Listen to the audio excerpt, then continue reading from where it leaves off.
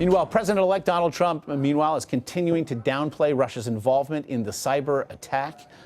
Mr. Trump, in fact, tweeted about the hacking this morning, but only to pose a question, and it was this. Are we talking about the same cyber attack where it was revealed that the head of the DNC illegally gave Hillary the questions to the debate, question mark, end quote. To discuss it all, we now welcome in Darren Samuelsohn, a senior policy reporter for Politico. And Darren, here we are, having arrived here. We now have a sitting president threatening retaliation against Russia and an incoming president tweeting about Donna Brazil while refuting any implications of said hacking. What to make of this divide? It's going to be pretty dramatic on January 21st, I think, when we see the Obama administration leave office and the Trump administration come in. For these next couple of weeks, the Obama White House will be pushing forward. They've asked for an intelligence report that parts of it, I'm sure, will make it public. So we're going to get a lot of information out of the administration. And then on January 21st, a totally different team will come in with a very different view on this. No doubt the media will continue to cover what has happened, so I don't think history can be erased. As well, Congress is going to be poking around on this. We know that there's going to be investigations and hearings coming up in January, so it's not going away. It's a pretty dramatic and stark difference. The intelligence community that Donald Trump will be inheriting is going to be watching very closely, and I think that some of them are certainly very concerned based off of the things that he has been tweeting in recent days. And speaking of those tweets, again, okay, so we hear Donald Trump last night attack White House Press Secretary Josh Earnest. Our John Dickerson today referred to comments, tweets such as these, as shiny objects meant to distract. You can really see this essentially, this one very specifically, as the straw man argument of the day. What do you make of it all, particularly doing what it is you do for a living? It's nothing new. I mean, it's been part of what we've experienced throughout the campaign. A hard story appears in the news, and then often a tweet comes at 2 in the morning or 3 in the morning on something that's maybe related, and often sends a lot of journalists running and chasing after and picking it apart. We saw it when Donald Trump questioned election fraud a couple of days after some big stories appearing in the New York Times and other media outlets starting to question his business conflicts. It's nothing new. It's part of what we're going to be doing for the many, many months and 4 years ahead. Is this then, as our Judge Dickerson also acknowledged today, there's an adult question here to ask about Russia. Is it one that will get perhaps adult answers with Rex Tillerson's confirmation hearing and the proxy battle it could become?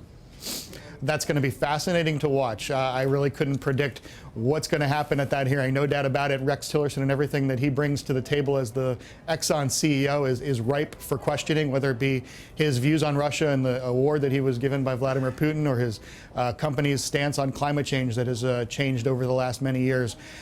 Without a doubt, senators, I guarantee you the Democrats on that panel are going to be asking Rex Tillerson and every other every other Donald Trump nominee to try and parse and explain the differences between where they might personally be and where Donald Trump is. Without a doubt, they are probably being briefed now, and they will be as they get ready for their own confirmation hearings to try and toe the company line. And that's something that we'll be watching very closely, not just the Senate Democrats, but as well, what are the Senate Republicans going to be doing when they have the opportunity to question the Trump nominees? Meanwhile, as it regards his business interests and the conflicts of interest that they do present, we did not hear the president-elect's explanations about them or plans for them yesterday, as we thought we might. He actually tweeted, "Why is the media making this so complex when it really isn't?" in direct opposition, rather, to his senior advisors, who explained when they delayed this press conference that they were doing so because it was so very complex. But have we essentially, is this the new tax return question? It is kind of like the tax return question.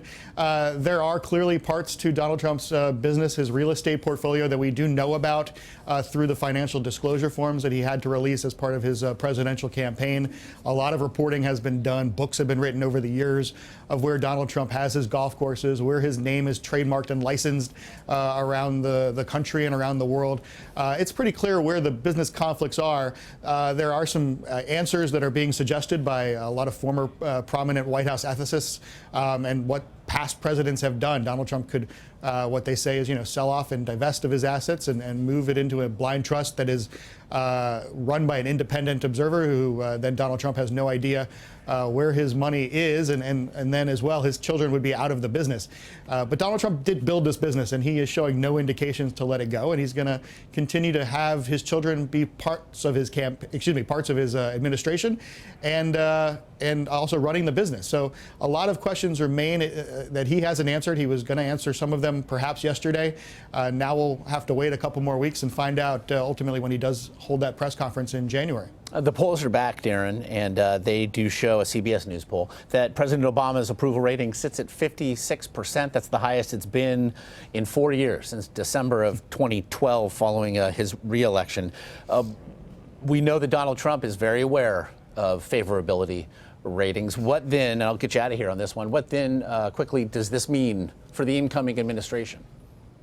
Well, he'll probably start at one of his higher points. I know right now his administration, some of the Gallup polls on his transition do show him pretty low. I think he'll come in office, he'll give that inaugural speech, which will be also very fascinating to watch, to see how much does he try and bring the country together, and also what kind of voice do we hear from the campaign, from the thank you tours that he has been doing, which Donald Trump ultimately is talking to the world on January 20th, and what that does to his popularity when he starts out. No doubt presidents will go up and they will go down. I guarantee you that. And once he starts to put his agenda forward on Capitol Hill, whether he has successes early on is going to have a big role to play in where his numbers go. And without a doubt, Donald Trump loves polls. We saw him recite them over and over throughout the campaign.